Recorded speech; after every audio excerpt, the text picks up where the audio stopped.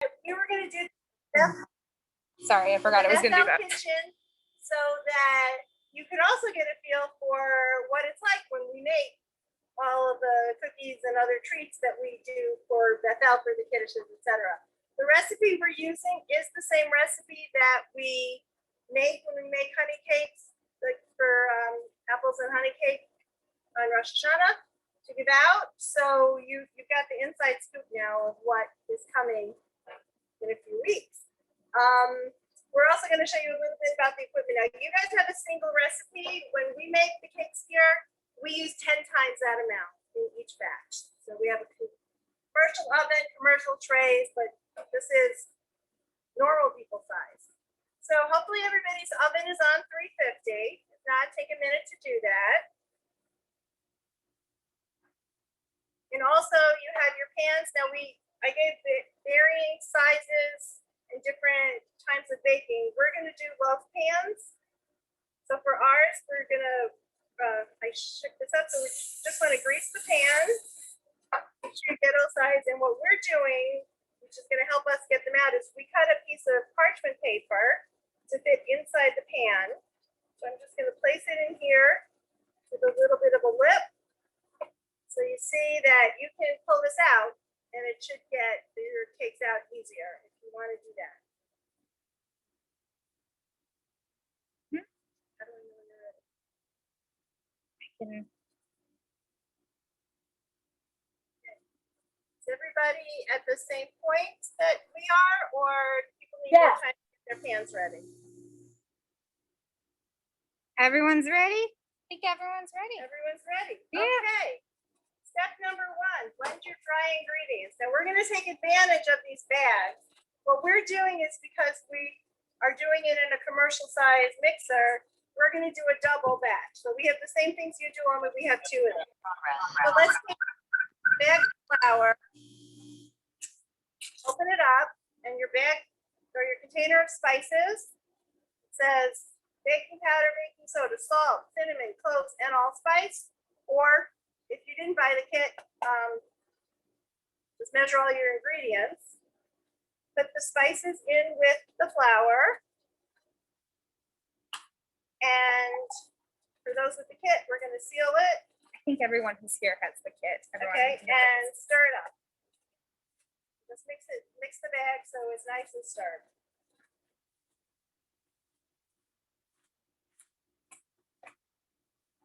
And again, I'm doing it twice because I'm making a double recipe here.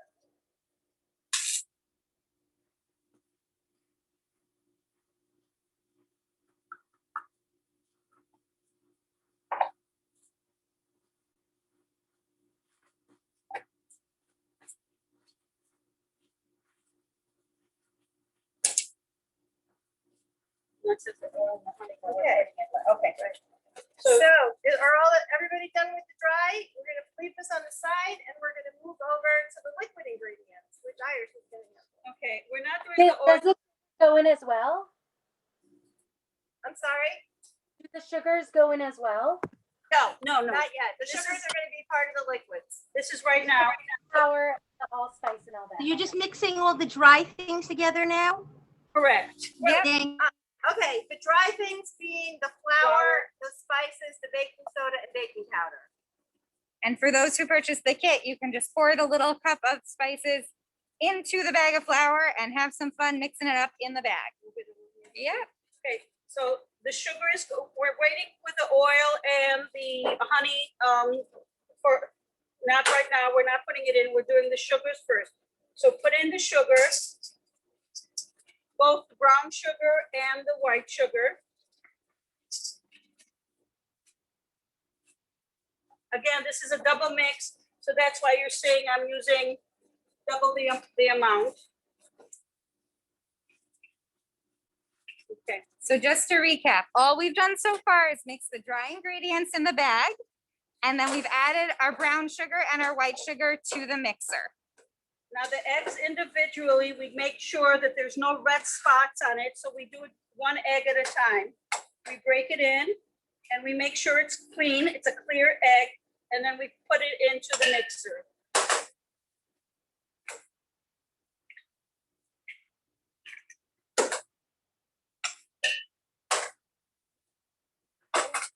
you can also make sure that you don't get any shells in.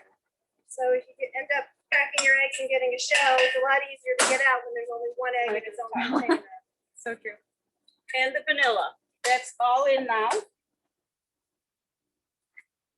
I'm going to pour in the coffee now and the orange juice. Again, remember, this is a double.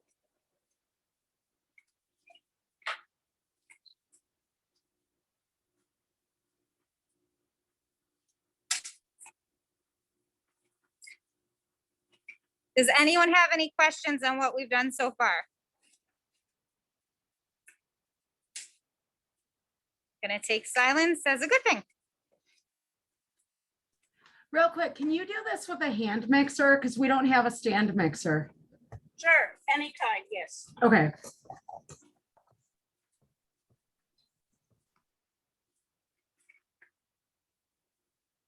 Now I'm going to take a pair of scissors and cut the edge, one point of the bag that holds the honey in.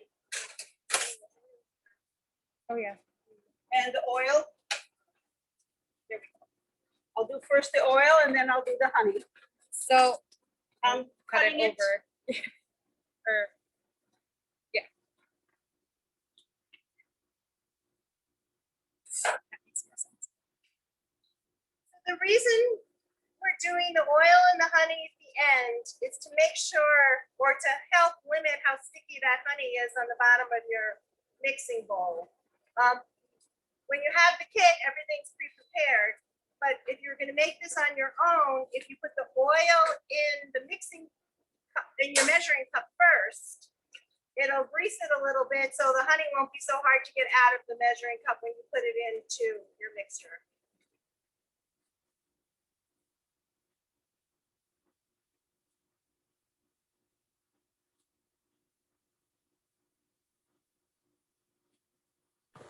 So we dumped all the liquid, including the coffee and the orange juice.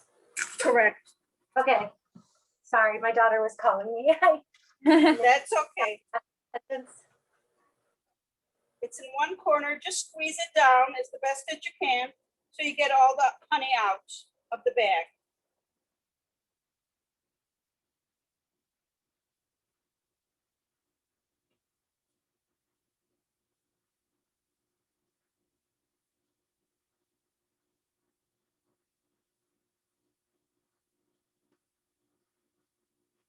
So we're not going to add apples today, but a couple of options, if you want to add the apples, is you could serve just like an apple compote on top of your sliced honey cake when you serve it. Or if you wanted to do an apple honey cake upside down cake, slice some apples, put a little melted margarine and brown sugar in the bottom of your pan, arrange your apple slices nicely, and then just pour the batter over it. So there's different ways you can incorporate apples into this dessert. Can I ask you, will this recipe go into a bundt pan? Yes. Yep. Okay. Yes, great. it will. It can. Okay, great. That's what I'm gonna do.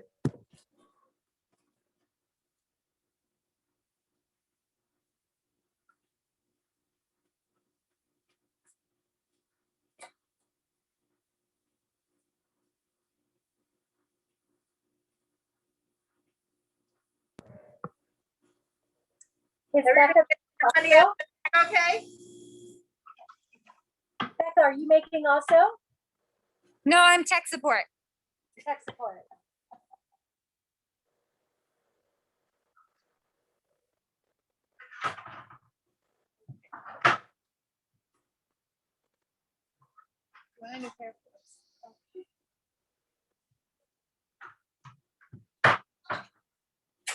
Lori, how many cakes are you guys gonna make for the temple, you think?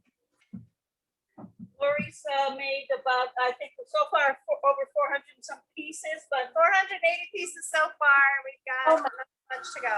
so I'm mixing the wet ingredients together on a low.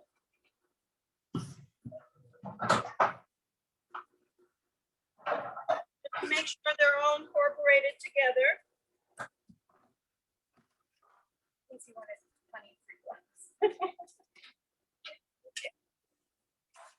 Okay. I think so. Do you want me to do a little more? I can. And I can bring this over. Yeah. so you can see what it looks like. I'm gonna bring you guys over for a peek. So this is the smaller mixer that we have. We have one that's about twice the size that we normally use to make our honey cakes. But for this size, we thought it was easier to see more for the double recipe. Okay, everybody all mixed up? So now we're gonna add the dry ingredients. So if you open your bags, we normally do in 3 batches. So I'll do a third of what you have, put it in here. It's good to stir it around when it's still liquid, so you can, it's gonna decrease on how much your flour blows away. So mix it a little bit in the pan and then we'll turn it on until it looks pretty blended.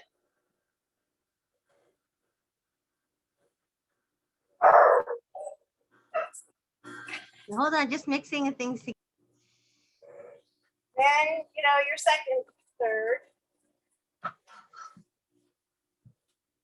In this case, I have to go into my second bag.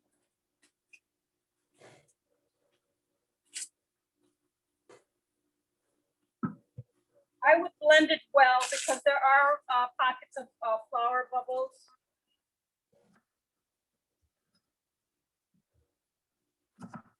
Right, by putting it in 3 times, we're trying to minimize the flour bubbles, but let's see how successful we are.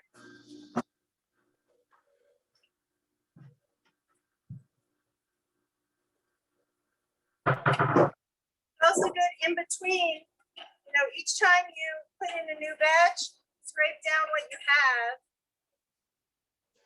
Get more of the mix in there. And we're gonna add the last third.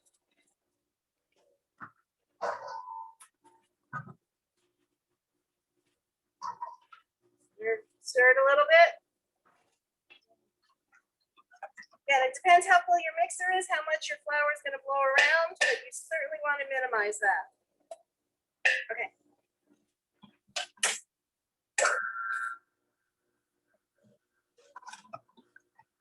Just so you guys can see. I'm actually hand mixing it. Is that terrible? Hand mixer is fine, right? No, hand. Oh, mixing it by hand? Yep. I mean, you can, there's no question about it. It's just, it'll work. This might take a little longer. Right.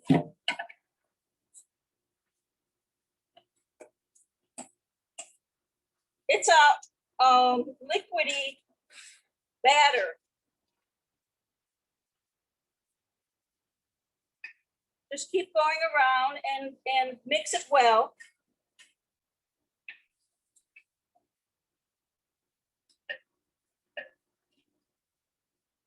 Right, check on it as you need to.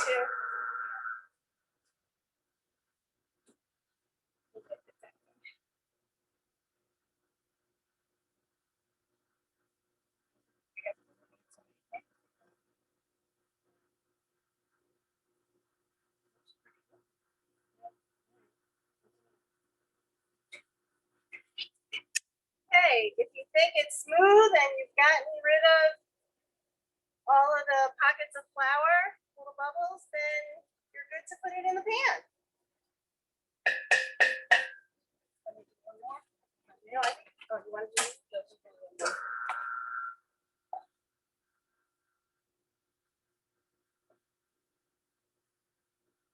So because we're going to do in multiple loaf pans, we're using actually a big measuring cup.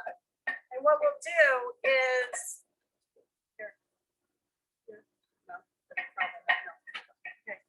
we're going to put batter in the measuring cup and then we can pour it into all the pans and refill and keep going. Just put it on the table. We're gonna have to wash the table. What size measuring cup are you guys using? This is 4 cups, I believe, but it's, a pitcher, a big measuring cup, whatever you have that works for you. Becca, if you want to show it. Yeah. Do you want to show them? Yeah. All right, we're gonna do a close-up of the batter. Close up of the batter. Brown. All right, and then I'm gonna use the measuring cup and just scoop a bunch of the batter. Wipe it off so I don't lose it on the way to the pan.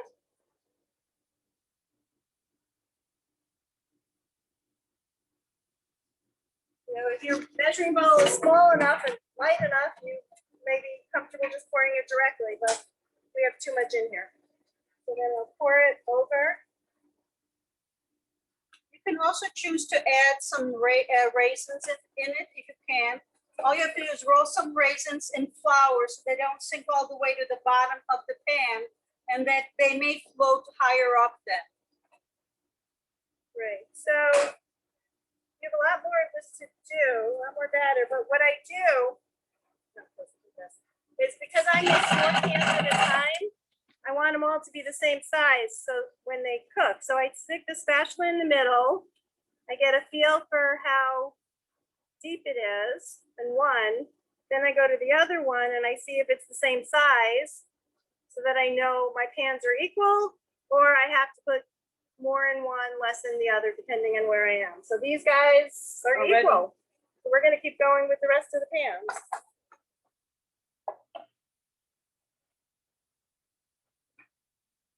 How's everybody doing in putting the batter in?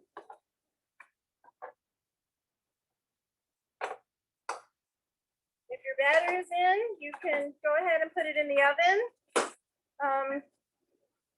We are not gonna wait till these are all cooked because some of them are gonna take an hour to cook, depending on the size of your pan. So put them in. It's very moist. You'll notice in the middle of your cooking time that it's kind of dry around the edges. It looks cooked and it's really super liquidy in the middle. But that's okay, because it's not done yet. And by the time it's done, you know, the normal, use a toothpick and make sure it comes out dry. And you're good to go. Do you have any recommendations on freezing if people make it too early for the holidays and they Freezing. want to freeze it? We always freeze it. Definitely freeze. It freezes well.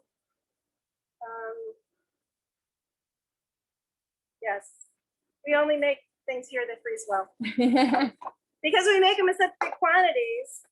And that's how we get the variety, is we can freeze multiple types of cookies and pull out different types whenever there's a kiddish. So you get a variety. Question on iPhone number 2. I don't know who that is. I can't tell. I'm sorry, I didn't hear. Oh, you. is there? Yeah, her. No. She's muted. Okay, please. Please unmute yourself if you can. There should be a microphone icon on your screen and there's a line through it, meaning you're muted. So if you click on it, the line should go away and we should be able to hear you. Right. Unfortunately, we can't hit the unmute for you. That's true. The privacy laws. I just learned that this year. Message your question in the chat and Becca will read it out to you. Yes, I'd Okay, be let's happy try to. it this way. I'm not sure how high to go on my loaf pans, how high I can put the batter. You can go up to a half of the pan. Just half? Okay, thank you. Half. Up to a half. So you could do less than half if you prefer. Right. Okay. It just depends on the size that you want, but I would say at least you can do a half on this pan. Do these rise very much? They rise They do. somewhat. Yeah, They do. That's why if you, I that would makes say sense. a half. I mean, sometimes you can do 3/4. It's just depends. Oh yeah, I'm just looking at the, Yeah. yeah, they rise a lot. They basically double in size. Oh, yeah, yeah, sure. Okay. So this I think had more than a half in it. It's pretty big. I think this one may have it even had 3/4. I'm not. Wow. I don't know. No, you they, think I have? they double. They double? Okay. Yeah. So that's what it will look like when it's done. That's the shade of brown you're going for. But it'll be the color and the toothpick coming out clean happen at the same time. It'll get darker when you bake it, and then Again, you'll know it's ready by the toothpick. You don't have to worry about the color. All right, we have to break this. Other questions? One more? Yeah, one more. One more. So I put like 3/4 up with the bundt pen. Am I gonna have a lot of problems and spillovers? You might. Okay. I'll let you know what happens. Take a picture, let us know.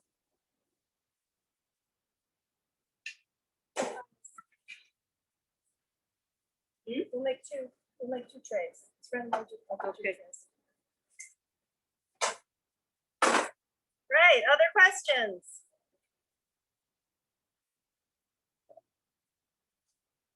Any favorite memories with honey cake that anyone wants to share? So We any, oh, go ahead. I was gonna say, we actually, I got to test run the pomegranate whiskey honey cake from Amy Krinzer. And I remember my mom tasting it for the first time, not expecting the whiskey. Oh, yes, actually, this original recipe called for whiskey, but we took it out and we haven't had a problem without it.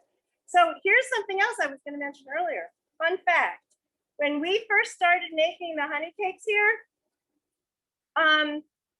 we didn't know what recipe to follow because, you know, a lot of people have their favorite family recipes.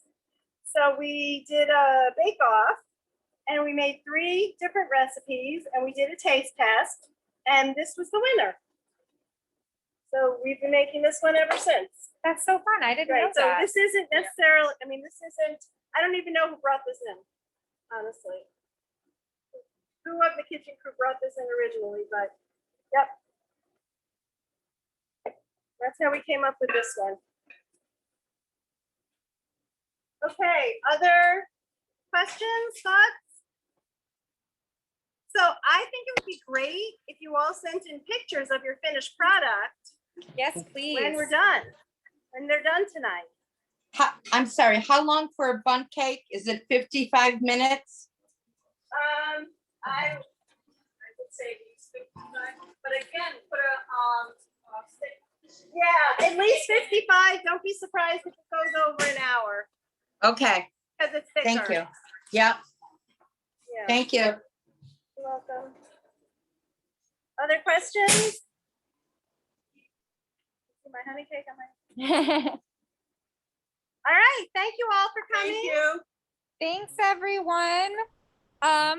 Please feel free to send pictures to us. You can send them to me. You can send them to Sarah. And we hope you'll join us for the high holidays, whether in person or virtual, whatever your comfort level is. And Our next we bake hope- with yes, I was gonna say our next bake with Bethel is in October. Sue Korpak is going to teach us how to make rugelach. And thank you so much to Iris and to Lori for doing this with us and taking time to spend with us. We've had so much fun. Thank you so much. Oh, it's so great. I love you all. Thank you. Thank you. Yeah. A good and sweet New Year. Thank you so much. Thank you.